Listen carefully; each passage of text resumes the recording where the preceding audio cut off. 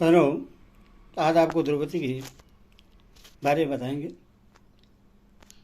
सदनों, इसकी कहानी को सुनने से पहले इस चैनल को लाइक एंड सब्सक्राइब जरूर करें। कथा सुनिए। द्रौपदी पांडव वन में रहकर अपने दुख के दिन काट रहे थे, परंतु दुर्योधन की खल मंडली अपनी दुष्टता के कारण उनके विनाश की ही बात सोच रहे थे। दुर्योधन ने एक बार दुर्वासा मुनि को प्रश्न करके उनसे यह वर मांगा कि हमारे धर्मात्मा बड़े भाई महात्मा युधिष्ठिर अपने भाइयों सहित वन में रहते हैं। एक दिन आप अपने 10,000 शिष्यों सहित उनके यहाँ भी जाकर अतिथि होइए, परंतु इतनी प्रार्थना है कि वहाँ सब लोगों के भोजन कर चुकने पर जब यशस्विनी द्रौपदी खा पी कर सुख से आराम कर रही हो, उसी समय जाइएगा। दुर्योधन ने दुष्ट मंडली की सलाह से यह सोचा कि द्रौपदी के खा चुकने पर उस दिन के लिए सूर्य के दिए हुए पात्र से अन्न मिलेगा नहीं। इससे कोपन स्वभाव दुर्वासा पांडवों को शाप देकर भस्म कर डालेंगे और इस प्रकार सहज ही अपना काम सध जाएगा।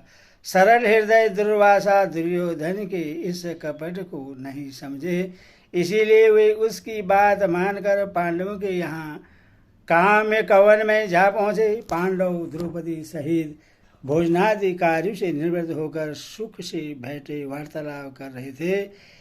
इतने ही में 10,000 शिष्यों सहित दुर्वासा जी वहाँ आ पहुँचे। युधिष्ठिर ने भाइयों से उठकर ऋषि का स्वागत सत्कार किया और भोजन के लिए प्रार्थना की। दुर्वासा जी ने प्रार्थना स्वीकार की और वे नहाने के लिए एक नदी तीर पर चले गए। इधर द्रौपदी को बड़ी चिंता हुई, परंतु इस विपत्ति से प्रिय बंधु श्री कृष्ण के सिवा उनकी प्यारी कृष्णा को और कौन बचाता।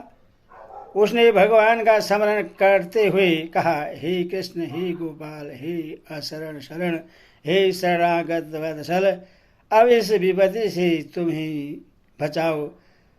दुशासन दहम पूर्वम सभायम मोचिता यथा तदेव संकटा दस्स अमान मामुदी महर्षि।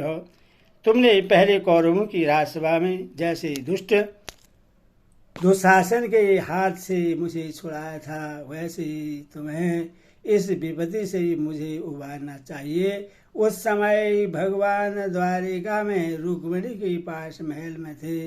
द्रौपदी की स्तुति सुनते ही उसे संकट में जान भक्त वत्सल भगवान रुक्मिणी को त्याग कर बड़ी ही तीव्र गति से द्रौपदी की ओर दौड़े। अचिंत्य गति परमेश्वर को आते क्या देर लगती, वे तुरंत द्रौपदी के पास आ पहुंचे। द्रौपदी के मानो प्राण आ गए। उनके प्रणाम करके सारी विपत्ति भगवान को कह सुनाई। भगवान ने कहा, यह सब बात पीछे करना, मुझे बड़ी भूख लगी है, मुझे शीघ्र कुछ खाने को दो। द्रौपदी ने कहा, भगवान, खाने के फेर में पड़कर तो मैंने तुम्हें याद ही किया है। मैं भोजन कर चुकी हूँ, अब उस पात्र में कुछ भी नहीं है। भगवान बड़े विनोदी हैं, कहने लगे, कृष्णे नौ नर्म कालियम सुछ मेरा तुरे मई शीघ्र में गच्छमाओ स्थारिमान युद्धम प्रदर्शन। हे द्रौपदी, इस समय भूख और रास्ते की थकावट से व्याकुल हो रहा हूँ। यह मेरे साथ विनोद का समय नहीं है।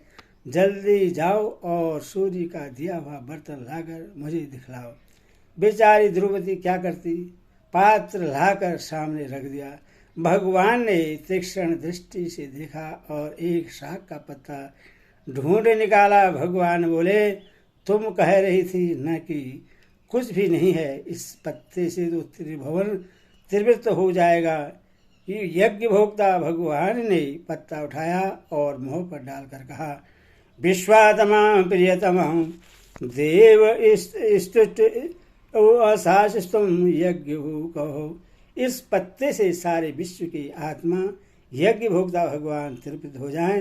शांति सहदेव से कहा कि जाओ ऋषियों को भोजन के लिए बुला लाओ। उधर नदी तट पर दूसरा ही गुल खिल रहा था। संध्या करते करते ही ऋषियों के पेट फूल गए और डकारें आने लगी। शिष्यों ने दुर्वासा से कहा, महाराज हमारा तो गले तक पेट भर गया है, वहाँ जाकर हम खाएंगे क्या? दुर्वासा की भी यही दशा थी। वे बोले, भैया भगो यहाँ से जल्दी। ये पांडव बड़े ही धर्मात्मा, विद्वान और सदाचारी हैं तथा भगवान श्री कृष्ण के अन्य भक्त हैं। वे चाहे तो हमें वैसे ही भस्म कर सकते हैं जैसे रुई की ढेर को आग। मैं अभी अम्बरीश वाली घटना भूला नहीं हूँ। श्री कृष्ण की शरणागतों से मुझे बड़ा भारी डर लगता है। दुर्वासा के ये वचन सुन शिष्य मंडली यत्र तत्र भाग गए। सहदेव को कहीं कोई न मिला। अब भगवान ने पांडवों से और द्रौपदी से कहा, लो अब तो मुझे द्वारिका जाने दो। तुम लोग धर्मात्मा हो, जो कोई निरंतर धर्म करने वाले हैं उन्हें कभी दुख नहीं होता। धर्म नितयास्तु ये किंचन थे सदेति कही चिद।